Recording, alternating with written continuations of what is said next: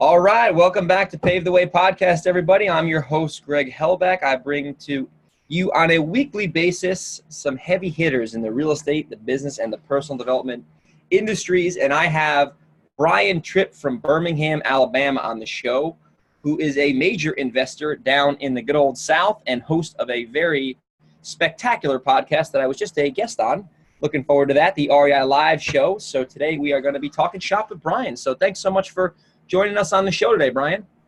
Greg, it's an honor to be on your show, and I can't help but notice that you got a little twang in your voice when you said the word Alabama there. Alabama.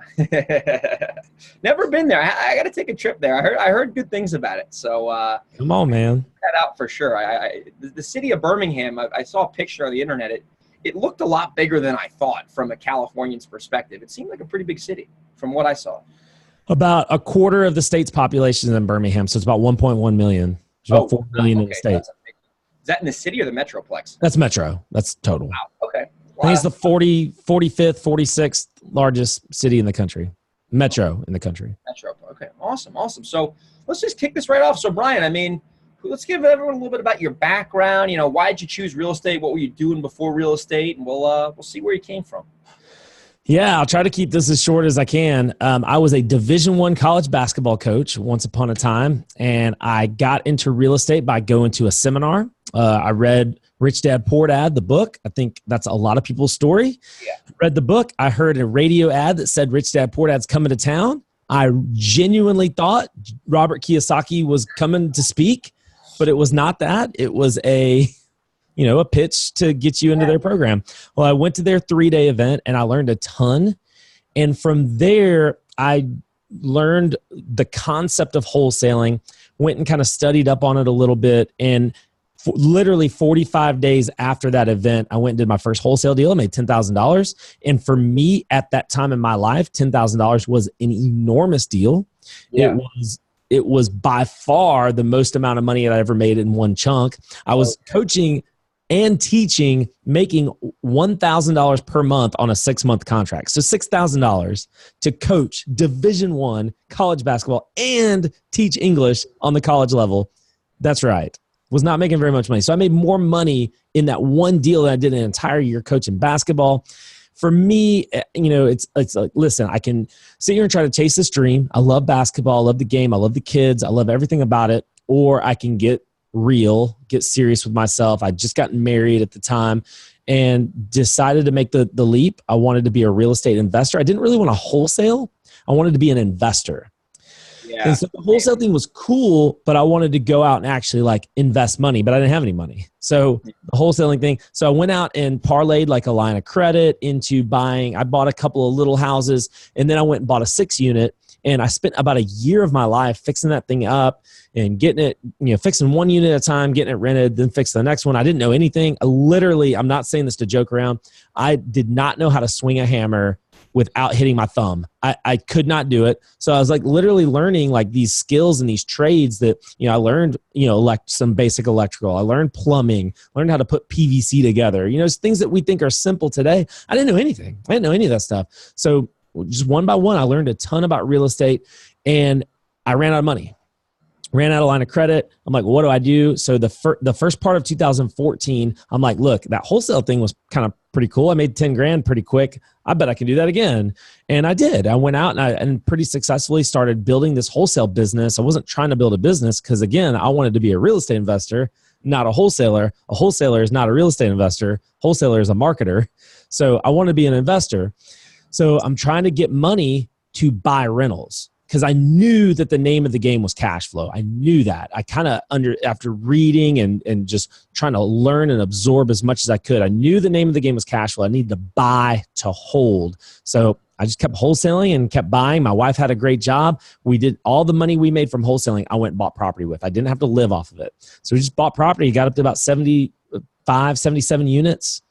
And then started, then I realized, in the last year or so that I bought all these properties in the worst parts of town and I needed to, start, dumping them, which I have been lately. And so I'm kind of getting back to keeping all the great stuff and then I got a little bit of a redo and now I'm buying better stuff. So yeah, no, that's why I'm today. Yeah. awesome. Are most of these units, are they small multi or are they single family homes?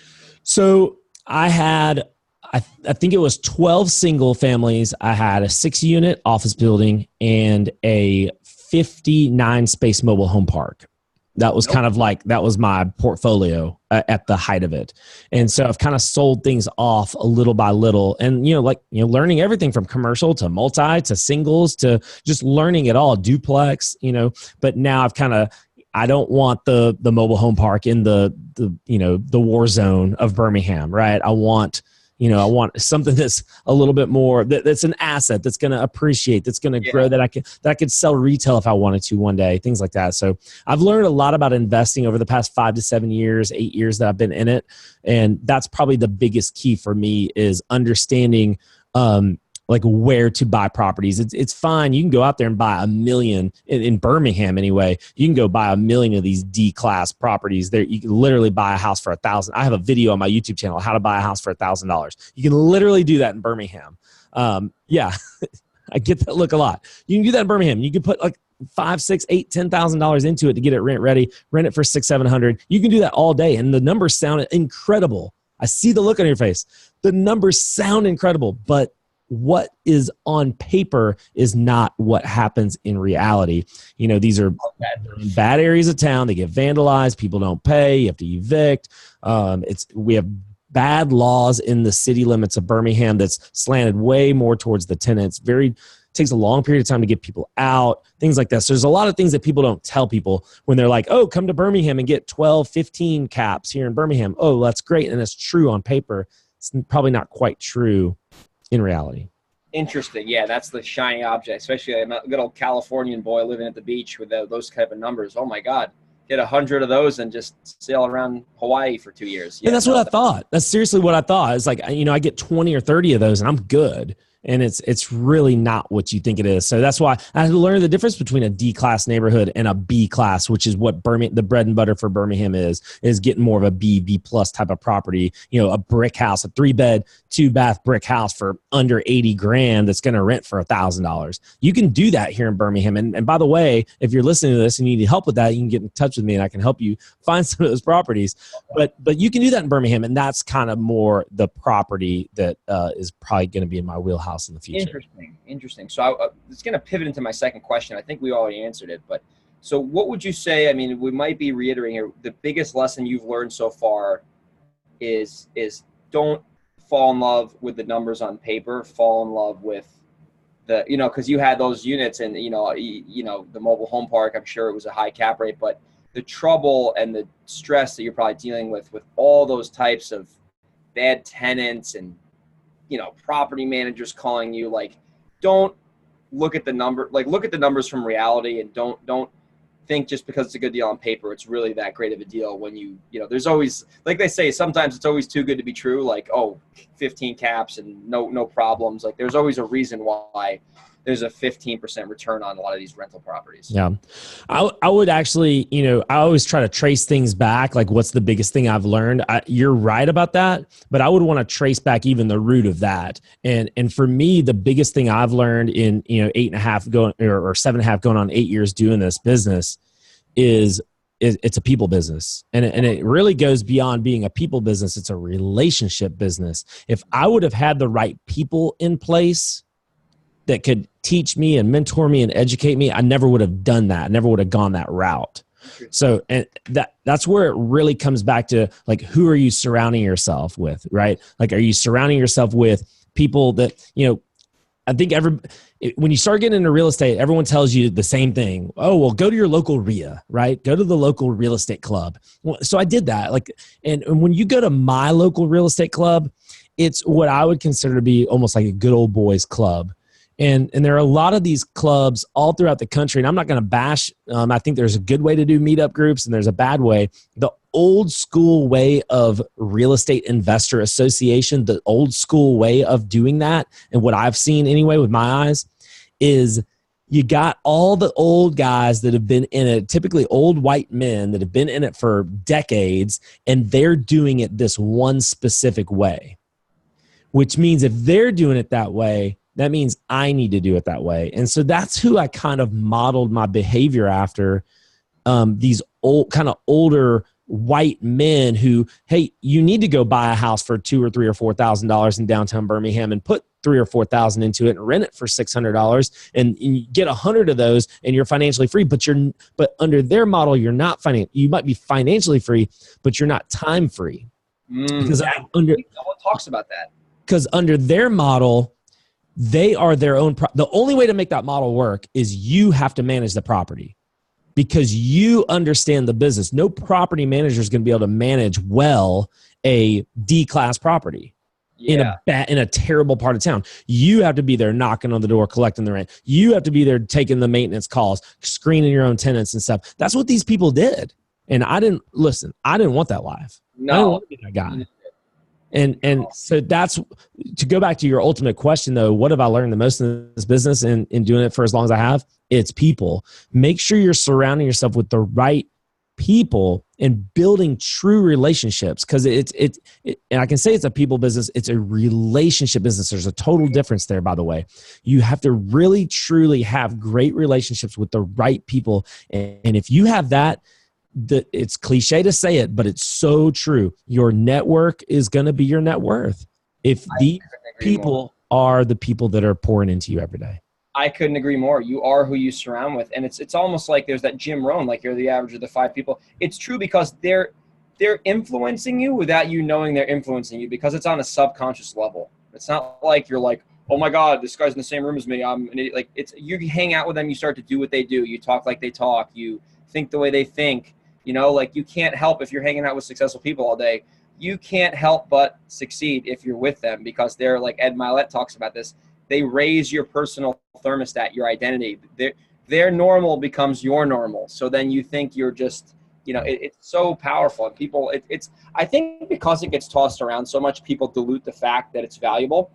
I think if this was a secret that no one knew about, they'd be like, oh my God, did you learn that new secret? But everyone talks about it. So I think because of that, people don't assign enough value to that statement you made. Your network is your net worth. And it's so powerful. They take it for granted. And I would even take it even a step further. And this kind of goes to my whole shtick right now. And I'm writing a book on networking. I think that I genuinely believe that most people do not understand or don't know how to network. And it was never clear for me when, you know, I coach people here locally, and one of my coaching students came to me one time and said, Brian, you talk about networking all the time. I hate networking. And I was like, why? And she said to me, I'll never forget this for the rest of my life. She said to me, I hate networking because I hate asking people for things. And I'm just like, wow, we got it all wrong. We got it all backwards. Like, that, to me, that's not what networking is. And it can be. There are people that do, you know, you go to maybe a local real estate club, we're taught to like build buyers lists, right? We're going to go to, hey, are you a buyer? Great. Where are you buying? And you're really, and people, we're taught this, but that mentality, you're serving yourself. When you go up to someone and ask them, oh, are you a buyer? What's your criteria? Where are you looking? What price point? What return are you looking for? You're asking them all these questions. You think you're serving them, but you're really serving yourself. And networking is not that. Networking, I equate networking to buying a rental property. You want to hear this? I don't know if you want to hear this. I love this, dude. I was just going to know, we're getting into this. Was like, I wanted this to be the theme of the show today, is the networking, and we're getting right into it organically. I'm pumped. So, well, that's, you know, that's subconsciously I steer it in the direction that I want it to go.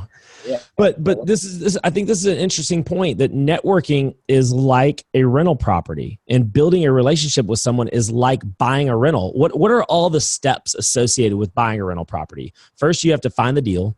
You have to evaluate the deal. You have to put it under contract. You have to buy it. You probably have to, in our area, you're going to have to rehab it. Then you're going to have to place a tenant. And then maybe, it's not even guaranteed, maybe you're going to see a benefit from that property. You'll be able to cash flow it, right? It's just like a relationship. You need to be, it's you investing into this relationship. You're investing your time, you're investing your money, you're investing your resources, you're giving and giving and giving. Gary Vaynerchuk says that he wants to be 51% of every relationship that he's in. What does that mean? It means he is giving more than he's taking, always, in all scenarios. He's always giving more than he's taking. And if you set it up like it's a rental property where you're investing your time into the due diligence, you're investing your time to find it, you're investing your time into putting it under contract, you're going to make a commitment. Maybe I'm going to make a commitment to this person. I'm going to check him out, see if there's a person that I want to be intentional with. Maybe potentially he has something to offer me, I have something to offer him, checking him out. And then you're going to actually buy it. Well, that's a huge capital investment. Well, I'm going to provide value to this person, put a huge, maybe sometimes a capital investment into this relationship. And then I got to rehab it. That's another big capital investment. And then I got to find a tenant. That's another investment in time, probably an investment in a property manager, looking for a great property manager. And then after all is said and done, you're not even guaranteed that you're going to cash flow. What if you put a bad tenant in there and they never pay? Or they only pay for a couple of months and you have to evict them? So you're never even guaranteed. So this is why I give without the expectation of receiving anything in return. And if you set up I say this is what networking is. This should be your way of life. This shouldn't just be a shtick that you do just to try to, get people to do what Zig Ziglar said, if you help enough other people get what they want, you're going to get everything that you've always wanted. So that's huge. But a lot of people take that to mean, well, I'm going to be fake and I'm just going to give only because I want to get. But here's the thing. You're not guaranteed anything. You're not guaranteed the cash flow from a rental property. You work your butt off. You're not guaranteed that someone's going to actually pay you back with a favor just because you do something for them ahead of time. That's not guaranteed. It needs to be your way of life. You need to just do it and understand that the overarching universe is going to reward you. Maybe not with that specific person, but over time. And this is the key to the whole thing I'm saying right now is time. I was speaking in Phoenix a couple of months ago, and I spoke on this exact topic. I talked about all this stuff, and there was a lady at the very end. She asked this question. She said, Brian, I love everything you're saying. It's great. I've been doing everything you're saying for like 6 months. It's all I've been doing is just giving and giving and giving, and I feel like people are walking all over me. And she starts breaking down in tears. It's like, I feel like everybody's walking all over me. I'm not getting anywhere. And I'm like, ma'am, listen, I empathize with you because that was me for a long period of time. And what's going to actually end up taking you to the place that you want to actually get to, first of all, you need to do it without the expectation of receiving, because if it's bringing you to this, to these feelings, these emotions, then you're doing it with expectation. Feels like she's obligated to receive so that's number one, is you're doing it with expectation. But number two is it takes time. So I read a great book by Adam Grant called Give and Take. You need to check this out. I've heard of that one. Yeah. One of the top 5 networking books I've ever read. And Adam Grant, it's a book on really just social studies. Like he cites all these different studies and all these experiments they do on social experiments they do on people. And he said in that book, he quoted a study where the people who have the most in this financially, time, have the most amount of whatever, like net worth, and the people who have the least net worth are both givers. Really? That's interesting. They're both givers. And the difference between the two groups is time.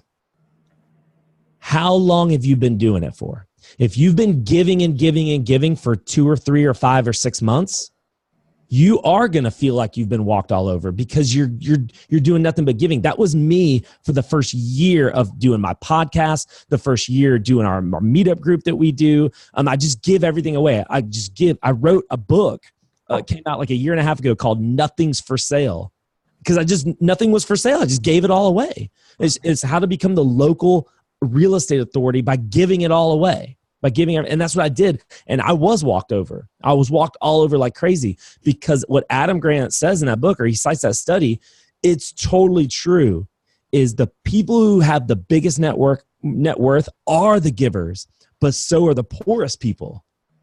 And the only difference is time. And that was a big light bulb and big aha moment for me. Listeners listening to the show, this is pure gold right now. Like, I know we give 2 shows a week, and what Brian is saying right now, I want everyone to rewind the last 5 minutes of what Brian said and listen to this again, because this is such a critical topic. What Brian said, the analogy with, the giving and the taking and the time. So Brian, what you're saying here is, if you just give longer and longer and longer than everyone, the universe is always going to reward you, because it's for every action, there's a reaction. And you shared with the listeners here, the person in Phoenix was upset because they felt after, 3-6 months or whatever, they were obligated to start receiving after they were giving. And the key there is they just weren't giving long enough, right? Is that the case? And expectations. I feel like it's twofold. They were, anytime you have an emotional response, I would say like an anger or a negatively emotional response, or maybe even any emotional response, it's because you have an expectation. Yeah. It's so true you say that, because there's actually, I'm not sure if you heard this book. If you haven't, it's a great book. It's called Solve for Happy. It's really, really good. I've listened to it. I've read it. It's a very good book. And he talks about, it's funny you just said the expectation word. The reason why most people are unhappy is because they have the wrong expectations. They expect one thing, and then when that doesn't happen, their expectation is set at a certain number, and they're like, oh my God, what the hell? Their expectations were off. So that makes a lot of sense now that you're saying, with the lady in Phoenix, her expectations, like, oh, I'm going to give for 6 months. I expect to get something back. Well, it's not back. Now her expectations are all screwed up, and all of a sudden now she feels like it's a waste of time, right? That's the case? So. The only reason two people would ever get in any kind of disagreement, and this is great marriage advice, is a great relationship advice. The only reason that two people would have any kind of disagreement is because of unmet expectations. Oh, that's so and if you can rewind it all the way back to that and set those expectations and those guidelines ahead of time, and constantly, like my wife and I, it's a Sunday for us. Every single Sunday, we talk about expectation. What are we expecting for this week to come? What are we, you're expecting me to do this. Well, you were going to be there. You said you were going to do this. The only reason she ever gets upset with me is because she had an expectation, and I may have dropped the ball, but she expected something to happen and it didn't happen. So if we can like rewind and reset, how powerful is that concept to just rewinding it back to expectations? I love that. I love this. This has been awesome so far. Just covering stuff that it's not talked about as much as it needs to be, like the whole networking thing and giving. So Brian, let's kind of get into some tactical stuff now. Like what are some examples of you just giving besides the podcast, stuff like that? Like let's just walk the listeners on some ways, because this is something I think for a new investor listening to this, or maybe an investor or anyone who's listening to this who wants to be more of an authority in their market. They want to start being a producer instead of a consumer, right? We're producers. We produce podcasts and content on the internet. If people want to start giving and being a producer, what are some maybe let's just do 2 action steps they can take so they can take the data from this podcast and apply this. So what are 2 things they can do that will immediately, this is the key. And I want to hit one more quote before I have you answer, because it's in my mind. There's a John Maxwell, Ed Mylett interview. And John Maxwell says the best way to start to become a person of influence is to intentionally find ways to provide value. And I remember listening to that, and I was like, I paused it, and I was just like, I repeated what he said. Intentionally find ways to provide value. So with that being said, what are some intentional ways that people can provide value? Let's say in the real estate space, because that's something that you and I are very familiar with. Well, the only way to truly answer, because it's going to be different for everybody, the only way to truly answer that question is to talk about what I call the unique ability, okay? You need to figure out what is your unique ability. That's the first thing you need to do. And I'd love to be able to tell a story. Maybe it can like this. Do it. So there's a guy in my local market. I'm actually producing a YouTube television, like a YouTube show for him, which is really interesting and cool at the same time. There's a guy in our local market who I knew that this guy was someone I needed to be around. Okay. He was definitely the biggest player in our town. Okay. For sure. Real estate wise. So there's a lot of steps, a lot of things that you can do, actionable things you can do. The very first actionable thing that you can do is be intentional. Yeah. You need to write down, who is it that can help you? Okay. Who is it that I need? Don't ever ask how to do this. Ask who. Don't ask how. Ask who can help me. And you need to identify, where are you in your business? You need to identify where you are and point to the 1 or 2 or 3 or 4 people who can actually help you get there. So where I was in my business, I launched REI Live, a real estate investor club, Real Estate Investing Live is a meetup group here in Birmingham. I launched this in January 2017. And in January, I went to this guy. I wanted him to come to my meetings, because if the biggest player in town is at our meetings, it's going to draw other people, right? That was my thought, and it was true. So I wanted to go provide this guy value. what could I, first of all, I was intentional. I wrote it down. Step one. Number two is provide value. You asked what specifically. So for me, I had to say, what's my unique ability? What do I have to offer someone like that?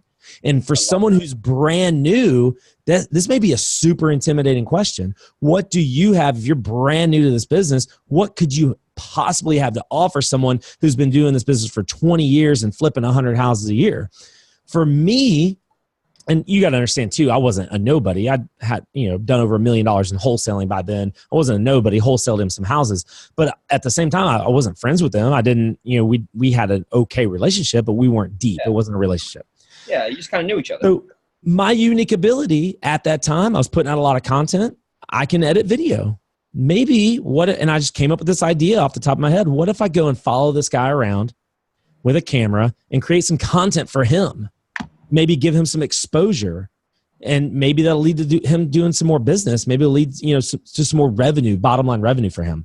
So I pitched him the idea. I'm just going to follow. I'm going to bring a camera and I'm going to ride with you for a day. I'm going to record it and put out a little, day in the life of. What do you think? And he said he didn't really love the idea, but he's like, sure, he liked me enough. He's like, come on along and do it. He was shy about it. He was never the guy to be out in the public eye. So he was kind of worried about that. Well, listen, I put this thing together. I followed him around for like 5 hours. It wasn't even that long. And I created a 7-part. It was such great information. I was just asking him questions. How's he do this? We went and looked at some houses, went and looked at, talked to some realtors. And how's he do this? How's he do this? I made a 7-part series out of this thing. And it came out in January or February of 2017. And to this day, he tells me that because of that series that came out, his business almost doubled that year in 2017. No and he was already like one of the biggest players in town. And his business almost doubled. So all I did was I was intentional. Number two, I found my unique ability and I offered that for free. I offered my unique ability to someone for free. And then I wasn't afraid to ask what I wanted from him. I asked, hey, would you just show up and come to one of our meetings? He agreed to do it. Our first meeting, we had 75 people. Then we ended up hitting 100. Then we hit 125. He comes to our meetings almost every single month. He's a speaker at some of our meetings. We've had over 200 people in the room in Birmingham, Alabama at real estate investor clubs. And I trace it all back to just being intentional and providing someone with some value. We all have a unique ability. Figure out what yours is and how can you offer that to someone for free without expectation. I love that. That is such a good takeaway for everybody. Real quick, Greg, people feel like they need to go and spend tens and tens of thousands of dollars with a seminar and a guru and stuff like that. If you just do what I just told you to do, you'll get a seminar by potentially like riding around with the biggest name in town. You'll get a seminar by having influence. You talk about this book, Nothing's for Sale, how to become the real estate authority. Do things like that. Now all of a sudden you're an authority figure in your town just because you're putting out videos and some content talking about other people. Greg, you're doing this right now with your podcast. Yeah. It's just simple stuff. It's so simple, and it's so like, oh yeah, of course. Well, if I provide value and help them, but like people need to actually act on it. Like go out and do it. If you're a brand new investor, like you said, you weren't even a new investor. You were making millions, doing $1 million wholesale, fee, like having $1 million wholesale business, and you still took your same system that would apply for anyone, and it worked for you. And if you're a new investor, you could, hey Greg or hey Brian, what's the big thing in your business that you're frustrated with? How can I help you with it? How can I provide value? Like I have new investors reach out to me, and I can tell by some of them are like, hey, I'm new. I know I don't have a lot of value to offer right now. Is there anything I can do to help you provide value in your business? I'm much more open to that opposed to, hey, I need this. And it's like, obviously, yeah, I'll probably get back to them. But like, it's that intentional and that non-needy mindset is super, it's good to hear because you can tell they're acknowledging that they're new. They're acknowledging they need some help, but they're offering the value first. So always lead with value. I want to get that like tattooed on my forehead in the mirror every day. Lead with value. You have to. And here's another thing, like help them make money.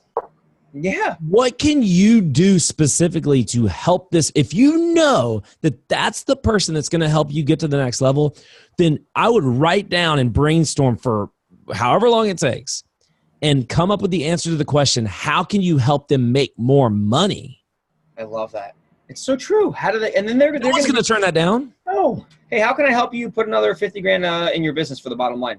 Oh, well, that's a great question. Oh, you could do this, and then every sudden now they're getting houses for you. They're calling. They're whatever. They're following up. They're doing the return mail.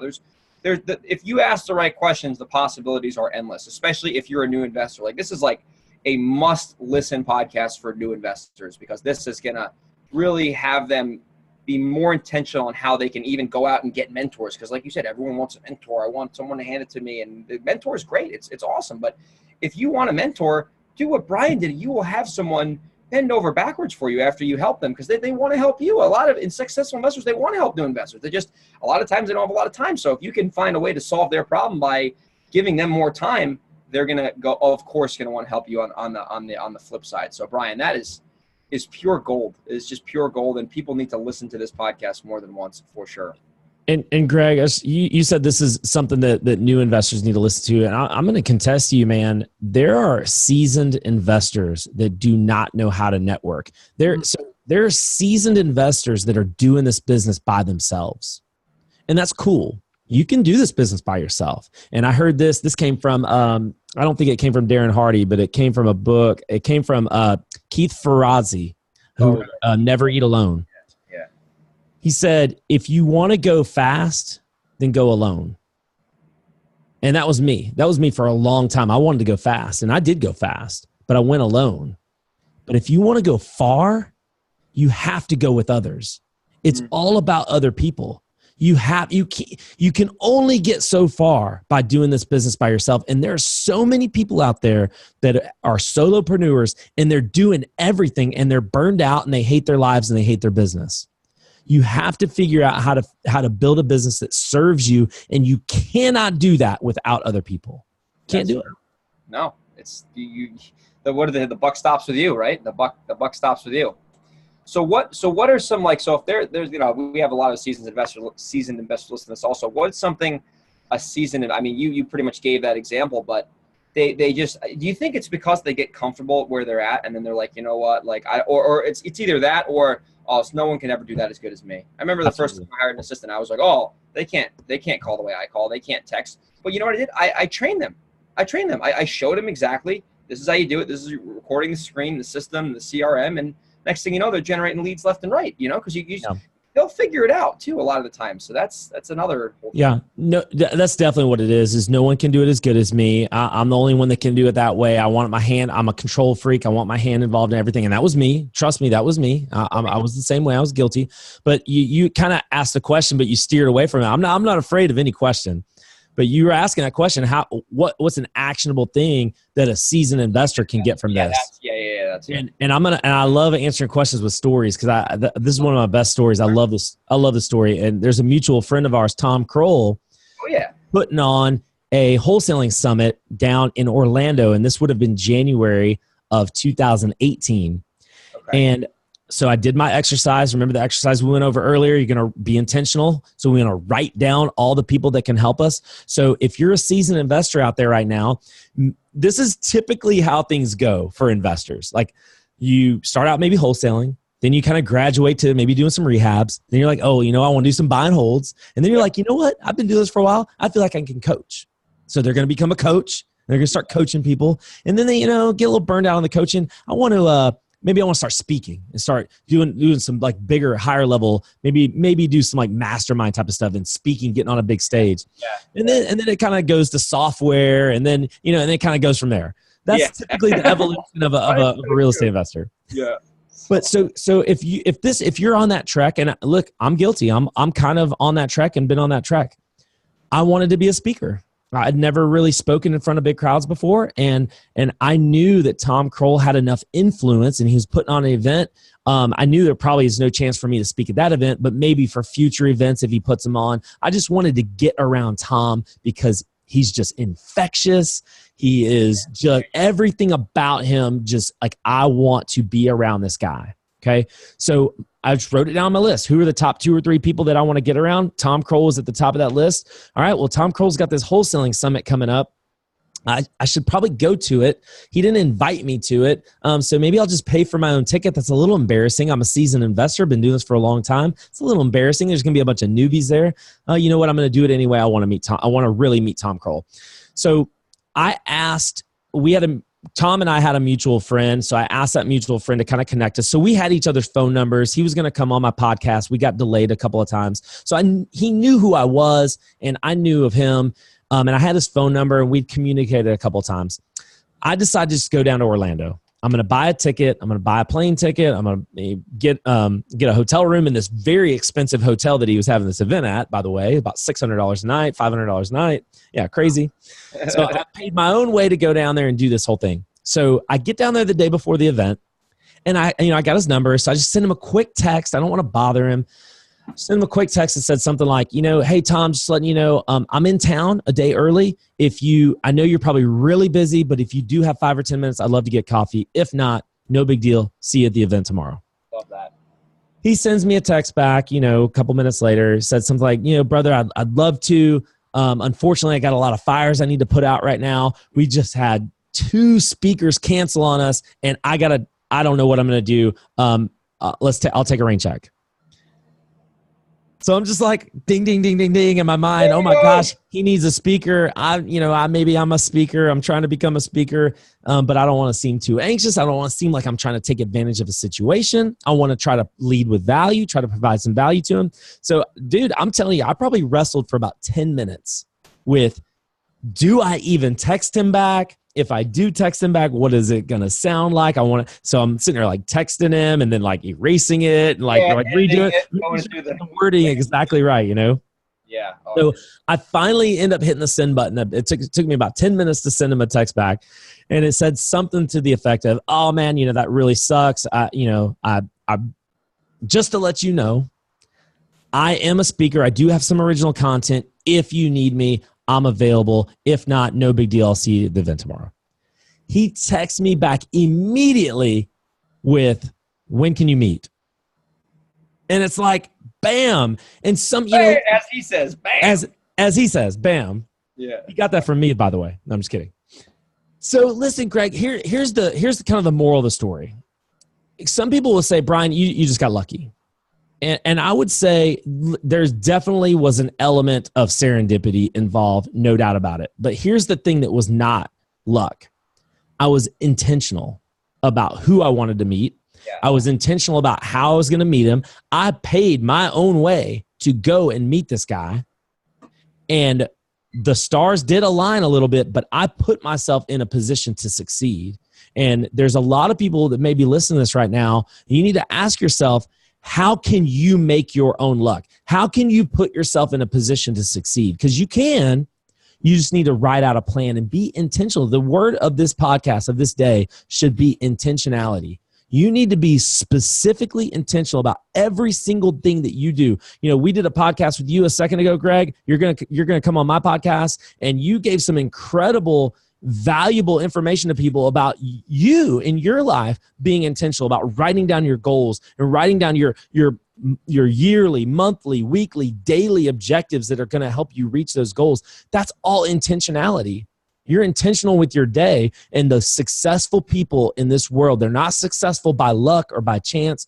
They're successful because they're intentional. I love that. It's so true. And it's something, I think if people could get this message, and I'm sure people will, but really embrace that, the intentionality, you had a clear, going back to your story with Tom, your intention was, I want to speak on stage. Tom has an opportunity. Yeah. Was there some serendipity there? Sure. But you still took action and you capitalized on the moment. You didn't say, oh, well, maybe next year, or maybe he doesn't know me, or what is he going to think about me? And even the way that you communicated that text message, oh, hey, listen, I do have some original content. I'd be happy to help you if you need a speaker. If not, no big deal. Do a little advanced agreement there, John Martinez style, so there's no pressure, no obligation. And next thing you know, he's like, oh my God, I had 2 speakers cancel on me. Yeah, of course. And then you met with him. I'm sure, obviously your content's very valuable, and I'm sure you crushed it. So I bombed, by the way. I totally bombed, but I'm forever grateful for Tom because he got me on stage in front of a couple hundred people, and I'd never been on stage that big before, and it's helped me develop personally. And he took a chance on me, and I got to speak at his second wholesaling summit the next October, and we're good friends to this day. Literally talked this morning, and he's one of my best friends in this industry. And he's just an incredible person, and it all came out of intentionality. That's amazing. Be intentional. I love that. Well, Brian, this has been great. I've really liked this show. People are going to really love this, the whole networking, because I think we talked about high level, like why it's important, and then how to do it. People, Gary Vee, the clouds and dirt, you know what I mean? Like we gave them tactical information. So if people wanted to find more about you, I know you got a great podcast. You got some great guests on there. People wanted to connect with you, find out about how to get into your world. What are the best two ways for them to get in touch with you? I'll put the show link, REI Live Podcast. I'll put that show title actually in the show notes. What's the best way for them to reach out to you on social media? Sure. Yeah, absolutely. Thank you so much, Greg. I really do appreciate you and your show, and thank you for this opportunity. I feel like I'm an open book. I heard you mention John Maxwell. John Maxwell said one time, if someone asks you to do something and it takes you less than 5 minutes, you should do it every time. So that's how I feel. If there's anything you feel like you need from me, don't be afraid to DM me on Facebook. You can find me on Facebook, just Brian Trippe. You can find me on Instagram, Brian J. Trippe, Brian, and the Trippe is Trippe. DM me if there's anything I can do for you. I'd love to help you with anything. And Greg, again, I can't thank you enough for bringing me on the show and let me yap for as long as you did. I appreciate that. I love it, man. I love it. People are going to love this show. Well, Brian, thanks so much for coming on the show. We will see you soon.